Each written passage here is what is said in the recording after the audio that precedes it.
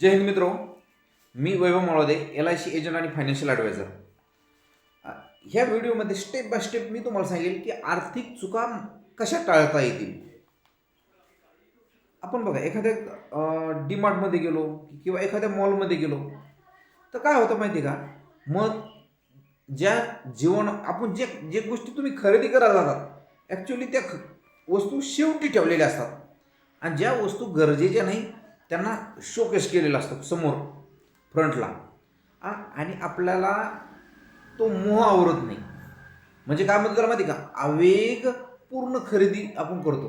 हां, हे घे ते घे. एक उदाहरण सांगतो. मी का डीमार्टला गेलो होतो आणि मला त्या ठिकाणून साखर घ्यायची होती.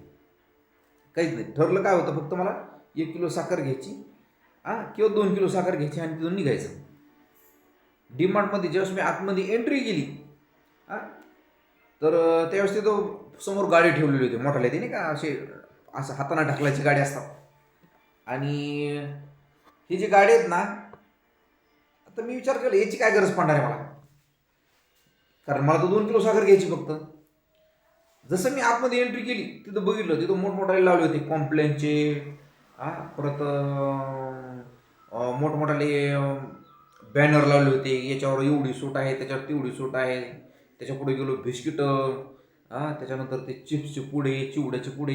ॲक्च्युली याची मला आवश्यकता नव्हती, परंतु त्यांनी असं शोक दाखवलं होतं, म्हणजे ते असं दाखवण्यात आलं होतं की मला तो मोह घेण्याचा आवरला नाही.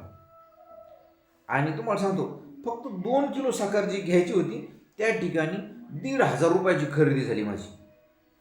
म्हणजे काय की आवेगपूर्ण खरेदी आपण टाळायला पाहिजे. आणि ही जी बचत आहे ही मोठ्या वस्तूसाठी करायची असते. प्रत्येकाचं स्वप्न असते की माझ्या घरामध्ये ही मोठी साहित्य असावं, माझ्या घरामध्ये हे असावं. त्यासाठी थोडी थोडी आपण बचत करावी, बरोबर.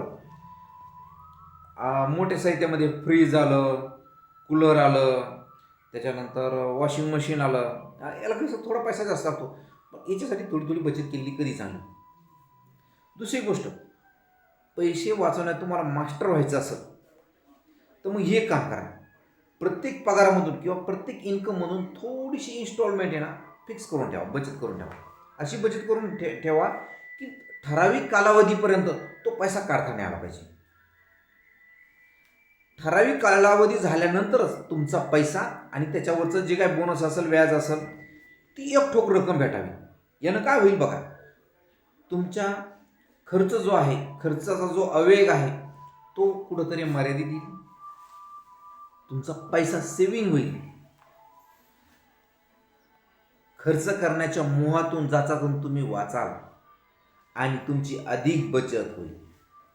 ह्या गोष्टी तुम्ही ट्राय करून बघा. खूप चांगल्या टिप्स मी देतो आहे. आवेगपूर्ण खरेदी टाळायची, प्रत्येक इन्कममधून थोडीशी इन्कम फिक्स करायची. RD सारख्या योजनेमध्ये टाका, PPF सारख्या योजनेत टाका, LICमध्ये बचत करा. ठीक आहे. तर अधिक माहितीसाठी आणि बचती संदर्भात मार्गदर्शनासाठी तुम्ही माझ्याशी संपर्क करा. हा व्हिडिओ कसा वाटला तुम्हाला नक्की मला कमेंटमध्ये सांगा. तुमच्या मित्रांपर्यंत, तुमच्या नातेवाईकापर्यंत शेअर करा.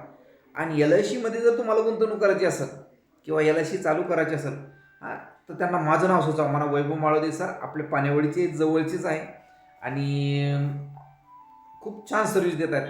माझ्याकडे डिजिटल सर्व्हिस आहे. माझ्याकडे पुण्याचे, मुंबईचे सुद्धा कस्टमर आहेत. कारण सगळी LIC ऑनलाईन झालेली आहे. मिळणारी रक्कम डायरेक्ट खात्यात येते. लक्षात आलं तुम्हाला? म्हणजे असं काही नाही आहे की समोरासमोर एजंटच्या हातात पैसा द्यावा मग त्यांनी समोर भरावा. आज कस्टमर सगळा ऑनलाईन झाला आहे, डिजिटल झालेला आहे. पेमेंट किंवा प्रीमियम कस्टमर आज ऑनलाईन भरतोय, फोनपे, गुगल पेला भरतो आहे. तुम्ही सुद्धा जागरूक व्हा आणि जास्तीत जास्त ऑनलाईन साधनांचा वापर करा. अधिक माहितीसाठी किंवा काही मार्गदर्शनासाठी माझ्याशी निसंकोच संपर्क करू शकता. खूप खूप धन्यवाद.